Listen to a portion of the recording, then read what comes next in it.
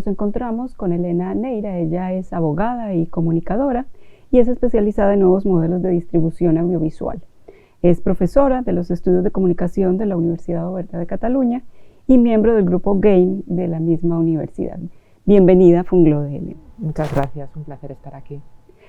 Para iniciar, nos gustaría que nos explique un poco cuáles son las diferencias en la actualidad entre el mercado de televisión tradicional y el mercado de televisión en demanda.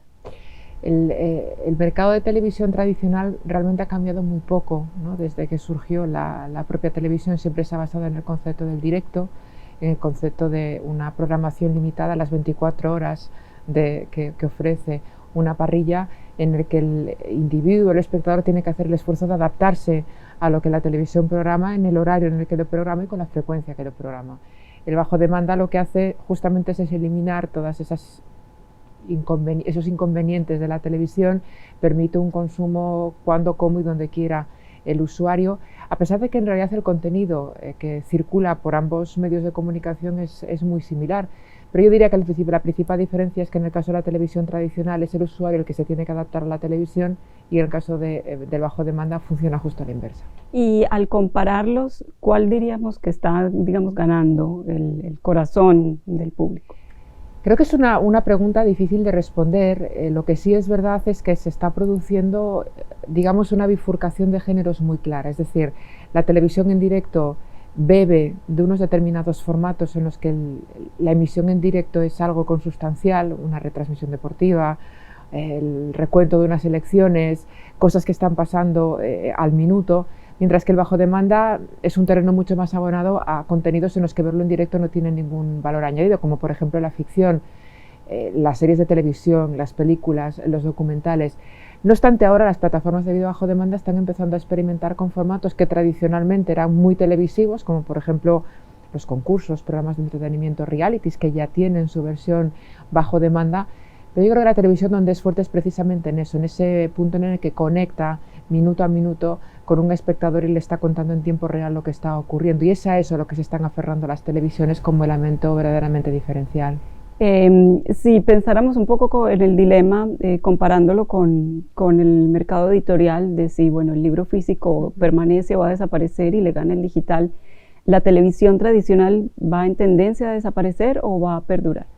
Yo creo que la televisión tradicional cumple un papel fundamental dentro de lo que sería la lista de derechos y libertades de los ciudadanos. Es decir, al final una televisión en abierto proporciona un acceso a información y entretenimiento a todo el mundo. Creo que sería muy pernicioso sustentar el entretenimiento en una opción de pago. Es decir, todos los ciudadanos deben de tener derecho a acceder al entretenimiento desde sus hogares, y la televisión en cualquier caso tiene una penetración cercana al 100% en los hogares en todo el mundo tiene una televisión en su casa.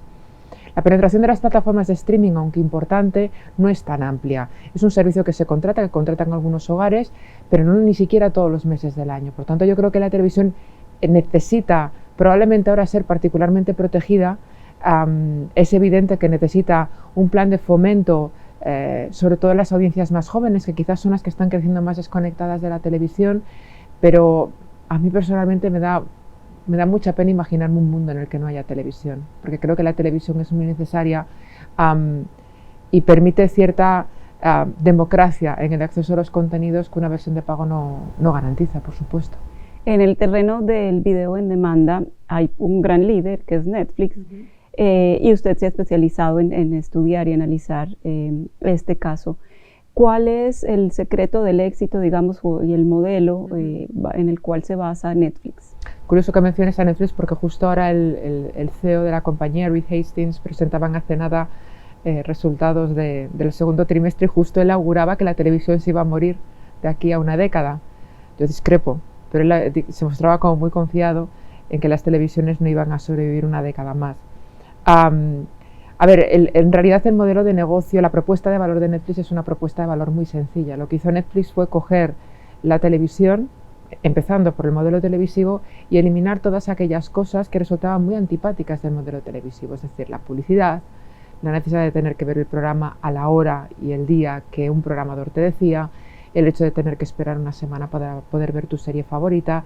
Esa rigidez que planteaba la televisión en el caso de Netflix desaparecía. ¿Por qué?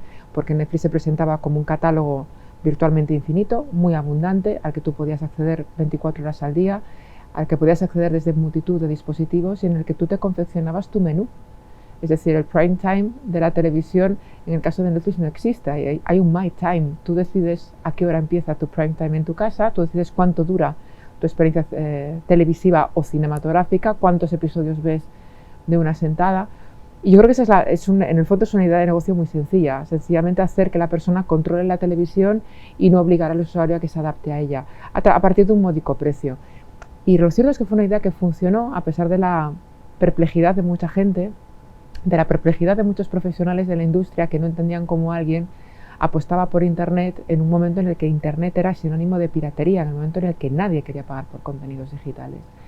Y sin embargo, los fundadores de Netflix siempre se mostraron muy confiados en que si eran capaces de ofrecer una alternativa, lo que ellos llaman AAA, accesible, asequible y atractiva, y que fuese mucho más cómoda que piratear, acabarían ocupando el lugar, al menos en gran medida, que estaba ocupando la piratería. Y en el fondo así ha sido.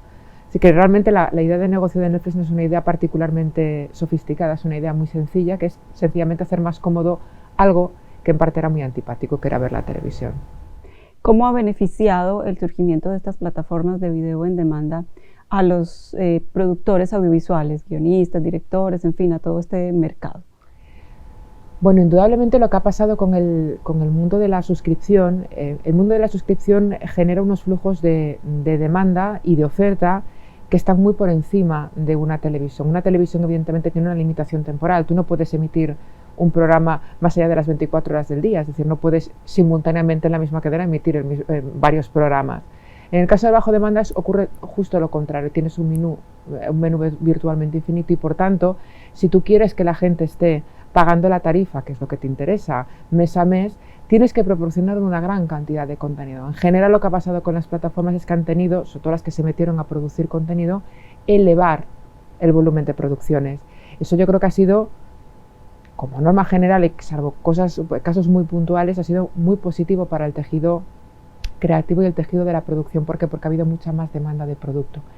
Sobre todo en el caso de Netflix, también en el de otras plataformas, pero en el caso de Netflix muy en particular, lo que hemos visto ha sido un aumento exponencial del contenido local. Cada vez se produce más en territorios que antes, por esta suerte de imperialismo anglosajón en el audiovisual, pues lo local no tenía tanta cabida, era más difícil ver un contenido de cualquier otra parte del mundo y que fuese atractivo para audiencias occidentales. Sin embargo, ahora vemos como contenidos de España, contenidos de Corea, contenidos de Latinoamérica fluyen fantásticamente bien y se ven en todo el mundo, ¿no? O sea, que yo creo que lo que ha hecho Netflix probablemente sea abrir una gran oportunidad a los creadores, siempre con sus lados no tan buenos, porque es verdad que las condiciones de trabajo en Netflix son diferentes y, por supuesto, cuando un productor, sobre todo un productor local, se relaciona con una plataforma tan grande, no hay una relación verdaderamente equilibrada. Siempre la empresa multinacional va a imponer una serie de condiciones y va a estar en una posición de superioridad en las negociaciones. Pero yo, en general, lo valoro muy positivamente. La pandemia ha llegado a afectar el mundo y la sociedad en diferentes niveles y, bueno, en especial el entretenimiento pues se vio impactado inicialmente de manera muy positiva. ¿Qué pasó con las plataformas en demanda a partir de la pandemia? Pues la pandemia yo creo que le sentó pésimamente a casi todos los sectores industriales, pero al streaming le sentó muy bien. Le sentó muy bien porque era una de las pocas actividades, y también a la televisión se produjo un consumo récord de televisión lineal porque todo el mundo quería saber qué pasaba, quería ver el telediario y todos estábamos en nuestras casas. Por lo tanto, sí que hubo un incremento muy significativo, no solo de número de horas que pasábamos en contactos con los medios, sino incluso de gente que se animó a darse de alta en más servicios para diversificar su oferta. ¿Qué pasó con esto? Que esto en realidad lo que provocó fue una burbuja de crecimiento un tanto artificial y las propias plataformas dijeron, sí, fantástico, estamos creciendo mucho, pero evidentemente cuando volvamos a la normalidad estos crecimientos se van a contraer. Efectivamente, los crecimientos a partir de finales de 2021, principios de este año, ya los crecimientos que habíamos visto que eran tan espectaculares empezaron a moderarse, pero ha habido un fenómeno que nadie podía prever, En el caso europeo, un doble fenómeno. En el caso mundial, yo diría que un fenómeno. Por una parte, la recesión económica, que ya tenemos todos en el cogote, como quien dice, estamos en un momento económicamente muy delicado y las economías familiares ahora mismo están valorando muy mucho cuánto dinero destinan a una suscripción. Hace poco leía una encuesta de los hogares británicos. En los hogares británicos las tasas de cancelación de servicios rondan el 50% de gente que tenía contratados servicios. Y luego, aparte, en Europa tenemos un problema adicional, aunque es un problema que afecta a todo el mundo, pero en Europa particularmente, que es la guerra de Ucrania. Y digo que afecta particularmente en Europa porque es verdad que, por ejemplo, Latinoamérica y Estados Unidos son mercados muy maduros en términos del streaming. Ya las plataformas están muy consolidadas y el crecimiento no es tan grande como en otros territorios. Pues Europa del Este, los países del Este, que no estaban tan saturados de plataformas, que no había tanta adopción, todas las plataformas lo veían como el mercado emergente. Vamos a expandirnos a Europa del Este. Claro, ahora mismo Europa del Este lamentablemente no está para andar pensando en qué servicio puedo contratar para ver series de televisión. Está pensando, ostras, que el conflicto no llega aquí, refugiados, problemas económicos. Tenemos un problema de una crisis energética bestial porque Rusia está cerrando el grifo al gas natural, un aumento de la energía, el aumento de la gasolina. Por tanto, el bolsillo del consumidor, que es el que tenía que pagar las plataformas, está soportando una serie de gastos que son más prioritarios que de entretenerse. Por tanto, lo que iba a ser un reajuste moderado, de repente ha sido una caída. Y el sector ahora mismo está un poco preocupado porque no sabe realmente cuánto va a durar esta situación. Y bueno, lo que está ocurriendo es que está buscando pues vías alternativas de negocio, ¿no? Netflix, por ejemplo, ya ha dicho que va a lanzar una versión con anuncios. Amazon en Europa va a subir tarifas. Es decir, este periodo tan bueno de bonanza de la pandemia pues ha sido el preludio de una fase de reajuste en el que probablemente veamos que el crecimiento ya no es tan acelerado. En su producción literaria habla con frecuencia del término de la guerra del streaming. Explíquenos en qué consiste esa guerra. Bueno, la guerra del streaming, streaming wars, que fue una expresión que se le ocurrió diría que fue a los periodistas de Hollywood Reporter, hicieron un artículo en el que hablaban del streaming wars.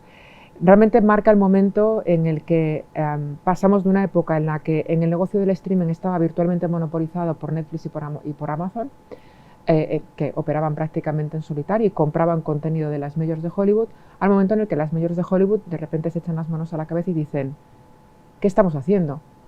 Esta gente está ganando cuota de mercado, está conquistando el entretenimiento en el hogar y nosotros, que somos los propietarios de los contenidos, no tenemos línea directa con el espectador. Entonces, en ese momento, la primera fue Disney. Y de ahí viene el término de streaming wars, porque Disney lo que hizo fue decirle a Netflix, a partir de ahora ya no te voy a licenciar mis contenidos, entre ellos Star Wars, de ahí que vino la expresión de streaming wars.